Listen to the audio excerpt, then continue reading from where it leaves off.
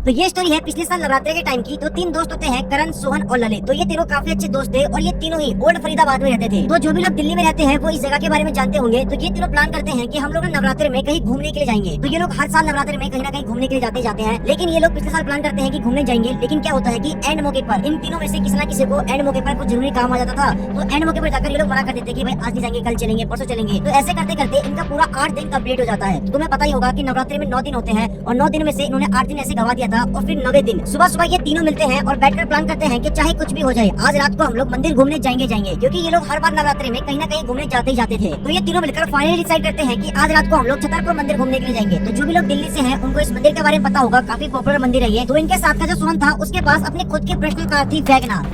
हाँ, सबसे सस्ती, सबसे टिकाऊ। तो इन तीनों का प्लान सोहन की गाड़ी में जाने का बनता है। और मैं आपको एक चीज बताना भूल गया कि जिस मंदिर में ये लोग जा रहे थे उस मंदिर में रात के करीब 12 बजे कोई सिंगर आने वाला था जो कि पूरी रात परफॉर्म करने वाला था। और जब इनको ये बात पता लगी तो ये बहुत ज्यादा खुश हो गए। और फिर ये तीनों अपने अपने घर जाते हैं और अपने पेरेंट्स से परमिशन लेते हैं रात को जाने के लिए। लेकिन सोहन और करण को तो परमिशन मिल जाती है, लेकिन ललित को परमिशन नहीं मिलती है। ललित की मम्मी ने उसको साफ साफ मना कर दिया था कि तू नहीं जाएगा बेटा बाहर रात को, चाहे कुछ भी हो जाए तू बाहर नहीं जाएगा। ललित की मम्मी ने ललित को बैठाकर 1 घंटे तक समझाया कि बेटा तुझे बाहर नहीं जाना है, पापा गुस्सा करेंगे। मतलब बहुत सुनाया उसको।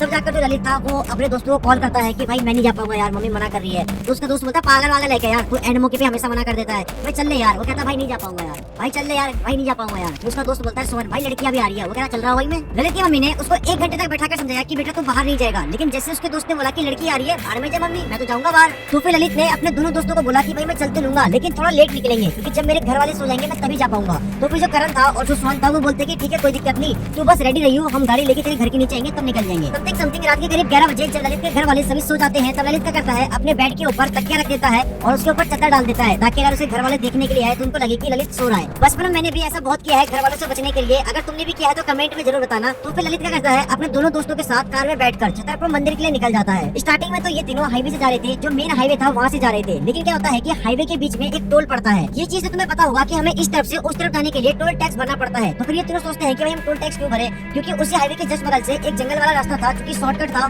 एंड वो ना हाईवे से पास में पड़ता था। तो फिर ये तीनों सोचते हैं कि हम जंगल वाले रास्ते से निकल जाते हैं, रात का टाइम है और जल्दी पहुंच भी जाएंगे। तो फिर ये दोनों क्या करते हैं कि टोल टैक्स बचाने के चक्कर में ये तीनों जंगल वाले रास्ते से निकल जाते हैं।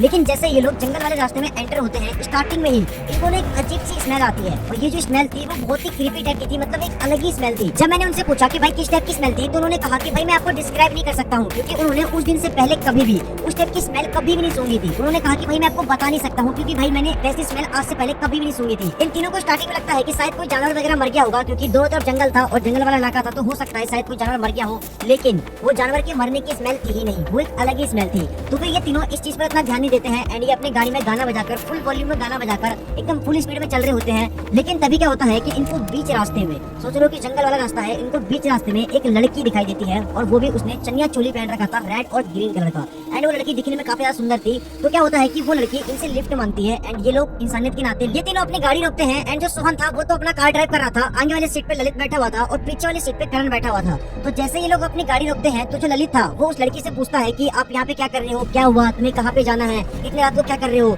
तो वो जो लड़की थी वो लड़की सीधा बोलती है कि आप जहाँ पर जा रहे हो मुझे वहाँ पर छोड़ दो। ललित उस लड़की से बात कर ही रहा होता है लेकिन तभी गाड़ी के पीछे वाली सीट पर जो करण बैठा हुआ था वो अचानक से सोहन को बोलता है कि भाई गाड़ी भगा। सोहन पूछता है कि क्या हुआ भाई, वो बोलता है कि गाड़ी भगा। तभी ललित बोलता है तेरे को दिखने लगा मैं लड़की से बात कर रहा हूँ। तभी करण ललित में एक खींच के चाटा मारता है तो सोहन चुपचाप गाड़ी भगा देता है। थोड़ा आगे जाने के बाद सोहन और ललित करण से पूछते हैं कि भाई तूने हमें अचानक से गाड़ी भगाने क्यों कहा। तभी ललित बोलता है कि हाँ यार उस बेचारी लड़की को हमने पीछे छोड़ दिया, हम उसकी हेल्प नहीं करेंगे तो कौन हेल्प करेगा। लेकिन फिर करण ने जो बताया उसको सुनकर तुम्हारे होश उड़ जाएंगे। करण ने बताया कि जब तुम लोग उस लड़की से बात कर रहे थे तब मैंने देखा कि उस लड़की के जो दोनों पैर थे वो पैर सीधे नहीं बल्कि उस लड़की के पैर दोनों उल्टे हो रखे थे। मतलब समझ रहे हो कि पैर ऐसे होते हैं ना, तो उस लड़की के पैर बिल्कुल ऐसे थे। ये चीज सुनने के बाद जो सोहन था वो डर जाता है, लेकिन जो ललित था वो करण को बोलता है कि तो पागल वागल है क्या, अब इतनी प्यारी लड़की थी तो उसको भूत नहीं बता रहा है। ललित इस बात को बिल्कुल भी मानता ही नहीं है। तो करण उसको बहुत समझाता भी है लेकिन फिर भी वो नहीं मानता है। तो ललित बोलता है कि एक काम करते हैं, गाड़ी को पीछे लेते हैं और वो लड़की अभी वहीं पे खड़ी होगी, जाकर देख लेते हैं। तो जो करण था वो उसको मना भी करता है। सोहन भी काफी डरा हुआ था, वही बोलता है कि रहने दे भाई, क्यों पंगे लेना, चलते हैं। लेकिन जो ललित था उसमें तो भाई उंगल अंकल थी वो बोलता है कि नहीं भाई चलने अब चलने। तो भाई ये लोग क्या करते हैं, गाड़ी को पीछे लेते हैं,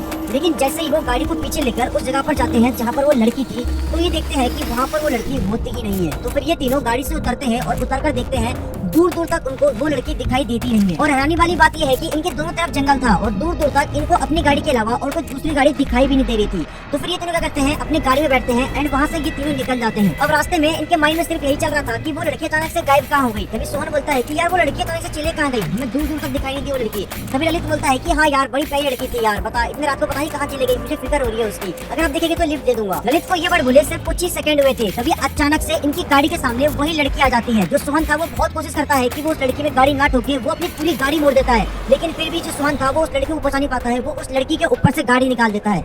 थोड़ा आगे जाकर सोहन अपनी गाड़ी रोकता है और गाड़ी में बैठे बैठे ये तीनों खिड़की से पीछे देखते हैं और ये देखते हैं कि वो लड़की अभी भी बिल्कुल वहीं पे खड़ी थी उस तरफ फेस करके। तुम सोच सकते हो कि गाड़ी जो थी वो 100-110 के स्पीड में चल रही थी और वो गाड़ी उस लड़के के ऊपर से निकल गई, लेकिन फिर भी उस लड़की को कुछ भी नहीं हुआ और वो लड़की अभी भी वहीं पे खड़ी हुई है उस तरफ फेस करके।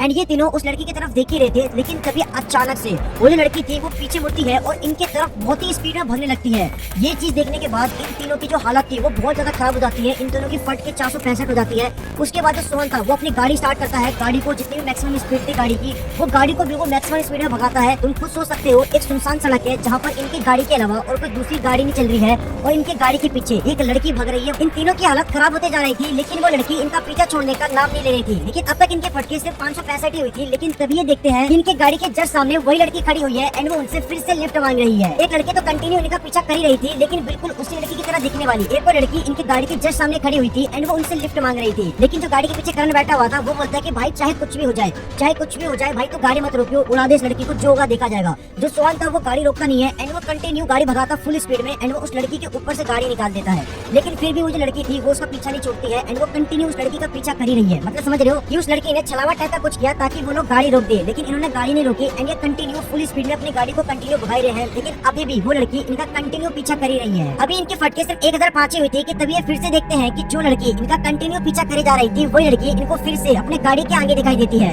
लेकिन इस बार वो लड़की अकेले नहीं थी, उस लड़की के साथ एक लड़का भी था और वो दोनों हाथ में हाथ डालकर रोड के किनारे साइड में चल रहे थे। तभी ललित बोलता है कि हमारी यहाँ फटे जा रही है और ये भूतनी आस्की कर रही है। ये लोग अपनी गाड़ी को कहीं पे भी नहीं रोकते हैं, कंटिन्यू ये लोग अपनी गाड़ी को मैक्सिमम स्पीड में भगाते हुए ले जाते हैं और वो जो लड़की थी इनका पीछा छोड़ने का नाम ही नहीं ले रही थी, वो भी इनका कंटिन्यू पीछा करे जा रही थी। तभी ललित बोलता है कि भाई गाड़ी में पेट्रोल खत्म ना हो जाए और उसके ये बोलते ही ठीक थोड़ी देर बाद इनकी गाड़ी का पेट्रोल खत्म हो जाता है। अब इनकी गाड़ी बीच रास्ते में जाकर रुक जाती है और इन तीनों की इतनी ज्यादा फटी हुई थी कि इनमें इतनी सी भी हिम्मत नहीं थी कि ये गाड़ी से बाहर निकलकर किसी से हेल्प मांगे। लेकिन तभी ललित फिर से कुछ बोलने वाला होता है, तभी करण उसको पहले चाटा मार के बोलता है चुप, तेरी काले जमाने, तू चुप रह, तू कुछ नहीं बोलेगा, चुप। गाड़ी के अंदर 5 मिनट बिताने के बाद वो लोग हिम्मत करके जैसे तैसे करके वो लोग गाड़ी से बाहर निकलते हैं और वो देखते हैं कि गाड़ी के बाहर जो लड़की थी उनका पीछा कर रही थी वो थी ही नहीं। इनको दूर दूर तक वो लड़की दिखाई नहीं देती है और इसका एक बहुत बड़ा रीजन है, चलो बताता हूँ। क्योंकि जैसे ये गाड़ी से बाहर निकलते हैं तो इनको कीर्तन की आवाज सुनाई देती है, क्योंकि जहाँ पर इनकी गाड़ी जाकर रुकी थी वहाँ पर ही वहाँ से थोड़ा आगे चलकर एक मंदिर था और नवरात्रि का टाइम चल रहा था, इसलिए कुछ लोग उस मंदिर के अंदर रात भर जाकर जागरण कर रहे थे और माता रानी का नाम सुनते ही जो लड़की इनका पीछा कर रही थी उसने भी इनका पीछा करना छोड़ दिया। इसके बाद ये तीनों भागते हुए सीधा उसी मंदिर के अंदर जाते हैं एंड माता रानी को प्रणाम करते हैं, क्योंकि माता रानी की वजह से ही इन तीनों की उस दिन जान बच पाई थी,